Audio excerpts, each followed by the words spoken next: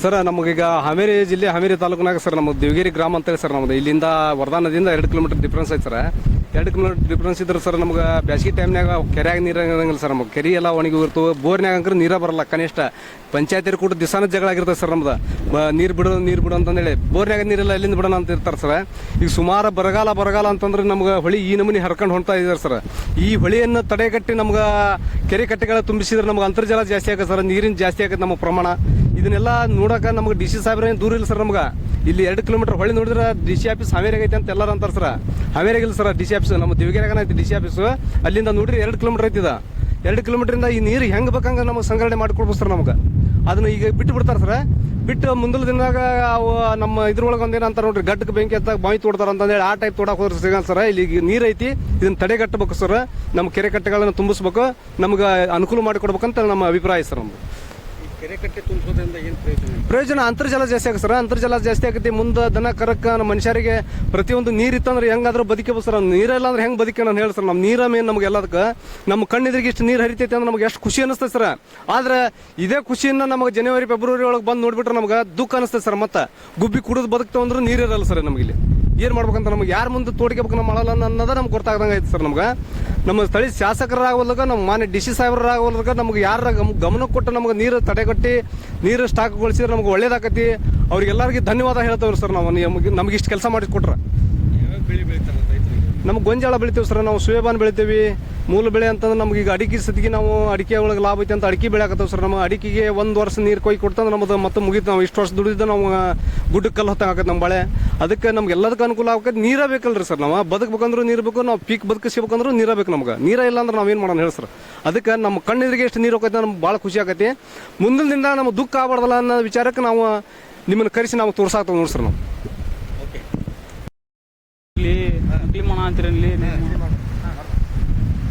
ಈಗ ಹಾವೇರಿ ಜಿಲ್ಲಾದಾಗ ಇದು ವರದಾ ನದಿ ಅಂತರು ಅಲ್ಲಿ ಎಲ್ಲ ಮಲೆನಾಡಾಗಂತರು ಭಾಳ ಮಳೆ ಆಗಂತೈತ್ರಿ. ಇಲ್ಲಿ ನಾವು ಹಾವೇರಿ ಒಳಗೆ ನಾವು ಪರು ಮಾಡಿ ಅವನ್ನೆಲ್ಲ ಅನ್ನ ಸಂತರ್ಪಣೆ ಮಾಡಿ ಎಲ್ಲ ಇದು ಮಾಡಿಂದ ನಾವು ಇಲ್ಲಿ ಮಳೆ ಆಗಂತೈತೆ ಅಂತ ನಂಬಂತವ್ರಿ ಇಲ್ಲೆಲ್ಲ. ಮತ್ತು ಇದು ಹರಿ ನೀರನ್ನ ಹಿಂಗೆ ಬಿಟ್ರೆ ಎಲ್ಲ ವೇಸ್ಟ್ ಆಕತಿ ಅಂತಂದು ನಮ್ಮ ಅಭಿಪ್ರಾಯ ರೀ. ಈಗ ಇಲ್ಲೆಲ್ಲ ಡ್ಯಾಮ್ಗಳನ್ನು ಮುಚ್ಚಿಸಿ ಕೆರೆ ಕಟ್ಟೆಗಳೆಲ್ಲ ತುಂಬಿಸಿದ್ವಿ ಅಂದ್ರೆ ಮುಂದೆ ಬರಗಾಲ ಬಿದ್ದಾಗೆಲ್ಲ ರೈತರಿಗೆ ಭಾಳ ಉಪಯೋಗ ಆಕತ್ರಿ. ಮತ್ತು ಇದು ಹಲವಾರು ಜನ ಎಲ್ಲಿ ಇದೇ ನೀರು ಎಲ್ಲ ಕುಡಿಯಾಕ ಎಲ್ಲ ಬಳಸಿ ಅಂತಾರೆ ರೀ. ಈಗ ನೀರು ಇಲ್ದ ಹೊತ್ನ್ಯಾಗ ಒಬ್ಬರು ಹೊಲ್ದಾಗ ಬೋರ್ವೆಲ್ ಇರ್ತೈತೆ ರೀ, ಒಬ್ರು ಹೊಲ್ದಾಗ ಬೋರ್ವೆಲ್ ಇರಲ್ಲ ರೀ. ಅವ್ರಿಗೆಲ್ಲ ಭಾಳ ಸಹಾಯ ಆಕತ್ರಿ ಇದು ನೀರನ್ನ ಹಿಡಿದಿಟ್ರೆ. ಬೆಳಿತಾರೆ ಇಲ್ಲಿ ಗೊಂಜಾಳ ರೀ. ಈಗ ಸೋಯಾಬಾನ್ ಅಂತೂ ಎಲ್ಲರೂ ಹಾಕ್ಯಾರ. ಈಗ ಆಲ್ಮೋಸ್ಟ್ ಎಲ್ಲರೂ ಭಾಳ ಗೊಂಜಾಳ ಸೋಯಾಬಾನ್ ಅಂತೂ ಹಾಕ್ಯಾರಿ. ಸೋಯಾಬಾನಕ್ಕೂ ನೀರು ಬೇಕು ರೀ ಅದಕ್ಕೂ. ಈಗ ಮತ್ತು ಇದೇ ಬರೀ 1 ತಿಂಗಳದ ಹಿಂದೆ ರೀ ಮಳೆ ಆಗಲಿಲ್ಲದ ಕಾರಣ ನಾವೆಲ್ಲ ಹಾವೇರಿ ಒಳಗೆ ಭಾರಿ ಪ್ರಮಾಣದಾಗ ಎಲ್ಲ ಪರ್ವ್ ಮಾಡೇವ್ರಿ. ಬೇರೆ ಊರಾಗೆಲ್ಲನೂ ಕತ್ತಿ ಮದ್ವೆ ಮಾಡ್ಯಾರ್ರಿ. ಎಲ್ಲ ಆಮೇಕೆಲ್ಲ ಮಳೆ ಆಗ್ಯಾವ್ರಿ. ಈಗ ಮಲೆನಾಡ್ನಾಗ ಭಾಳ ಮಳೆ ಆಗೈತ್ರಿ. ಅಲ್ಲಿಂದ ಎಲ್ಲ ನೀರು ಹರಿದು ಇಲ್ಲೆಲ್ಲ ತುಂಬೈತ್ರಿ. ಹಾಂ, ನೀರು ಬಿಟ್ರೆ ವೇಸ್ಟ್ ಆಕತ್ ನೋಡ್ರಿ. ಇದು ಇಲ್ಲೆಲ್ಲ ನೀರು ಎಲ್ಲ ಬಂದ್ ಮಾಡಿಸಿದ್ರು ಅಂದ್ರೆ ಚಲೋ ಆಕತ್ರಿ. ಮುಂದೆಲ್ಲ ರೈತರಿಗೆಲ್ಲ ಉಪಯೋಗ ಆಗಂಗೆ ಇದಾಕತ್ರಿ. ಹಾಂ, ಕೆರೆ ತುಂಬಿಸ್ಬೇಕ್ರಿ ಇದನ್ನ.